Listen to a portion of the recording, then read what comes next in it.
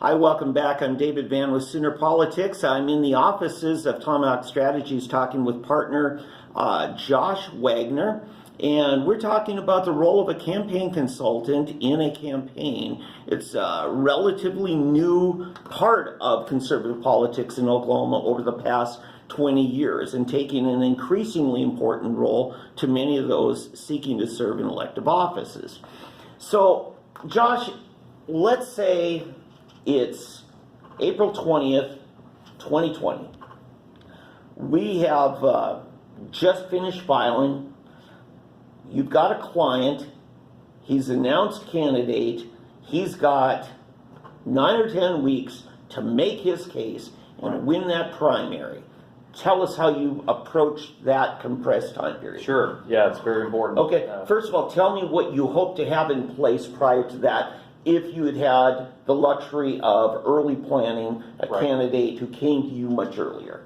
Yeah, so ideally you'd have a full round of the doors knocked in your district. So every single house has already been reached out to by your candidate beforehand. That's ideal. And then obviously having some type of earned media operation where the candidate has been out in the media, people understand. Tell me what earned media means, because we hear that in political wonk circles. There's earned media and there's paid media. Paid media being a commercial. Okay, that you paid for. Earned media is?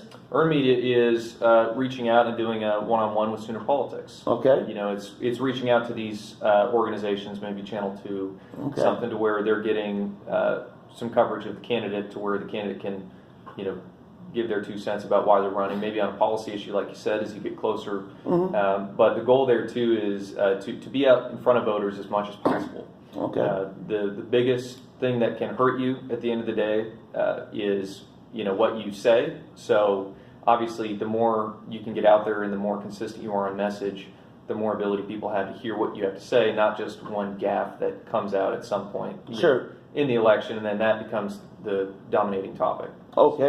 You make sure that the media has a good portrait of your candidate, so it's not just some very unflattering snapshot. You're already packaging. You've done a photo shoot with your candidate, not just in the studio, but also out with people, and you're already engaged in that. You've probably started working on themes. You built a website by now, right? Absolutely. Okay, tell me all the other nuts and bolts that went into this. Yeah, so you want to have the website, ideally a campaign video. You want to have something that can go on radio if you get that opportunity, and that's why we even have a sound studio here, is to be able to do last-minute radio ads, to do any type of candidate podcast maybe they want to get in front of that medium. But the goal is when you're April 2020, everything is stay on message, keep it consistent. You look at Stitt. I mean, that guy is, you know, a shining example of why that's so important.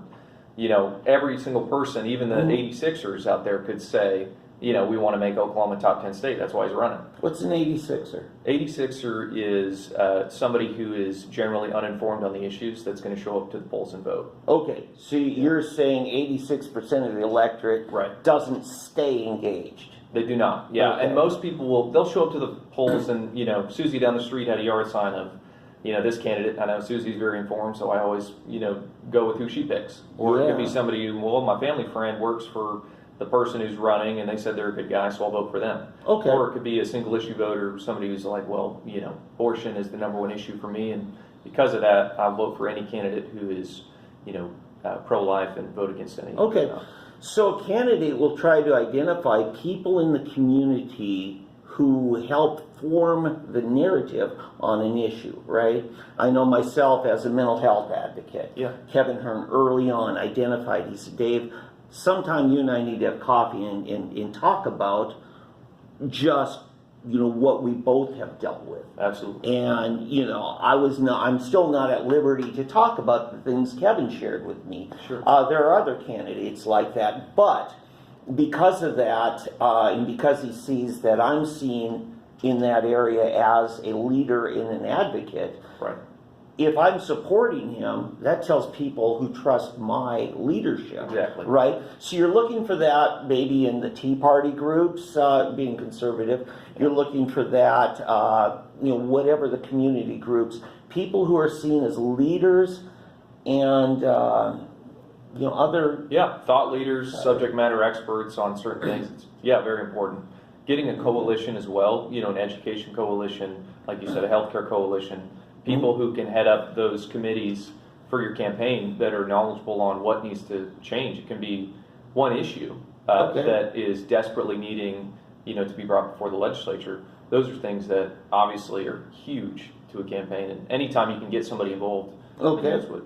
Yeah. Okay, so let's get back to it's April. Yeah. What are we doing the next couple of weeks? April is stay on message, door knocking, phone banking, assess the budget, because in the next couple of weeks you're going to have to put in your final media buys. So anything for television, radio, direct mail program, what resources can go to which audiences, because you can target exactly, the 4x4 voters. If you guys out there are wondering why you get so much political mail, it's because typically you guys are the 4x4s is what they call them in the industry, which is people who have voted in for the last 4 elections. Gotcha. So these are people who, will always be getting mail. Your mailboxes are full by the time election day hits, and your neighbor doesn't get any mail because they don't vote. Now, the county election board will tell you how often somebody voted. That's public information. It will never tell how somebody voted in each. That ballot is private. Correct. But the fact that they showed up consistently,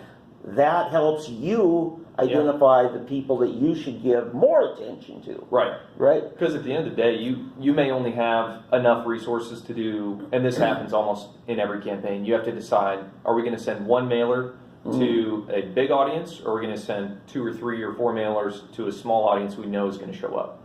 And so those decisions are things that, experience plays a big hand in determining what that looks like.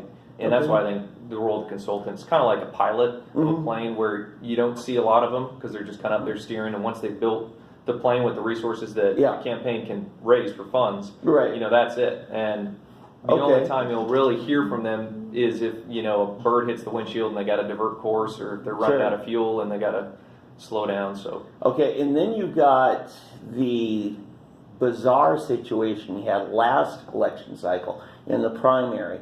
I got involved on behalf of veterans with PTSD. I saw what medical marijuana could do for them, and I'm telling you, it is working great. But I'm diverting here. Let's get back on.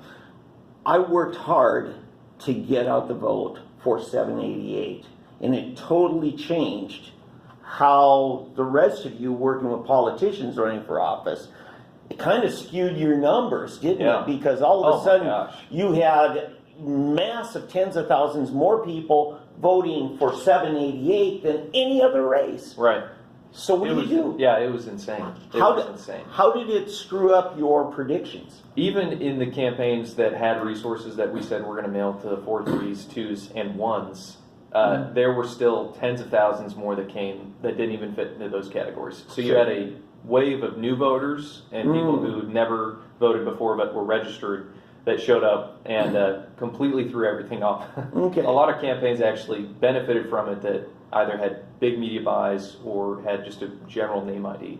They were the name on the ballot that people felt like they knew or was familiar to them, those type of things. All right.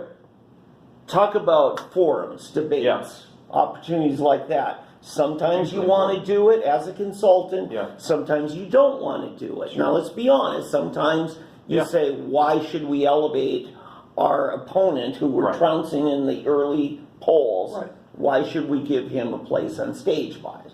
Tell us how that decision is made. Yeah, so it's basically when you are, say you're ahead in the polls and you're going to a forum where maybe it's a small, OEA forum where you're thinking there may not be a friendly audience to the candidate. Is there actually any votes to pick up here? If the answer is no, then they're not typically going to want to be a part of that. So it's kind of like, what do you have to gain from it? If it's getting your message out, that's good, but at the same time, you're dead on. You don't want to give your opponent ways to catch up to you. Because if you're ahead, you don't typically want to spend a lot of time attacking your opponent. Sure. They say in the industry, never punch down. Yeah. So you want to be, if you have the momentum and you're moving forward, you want to keep everything on message.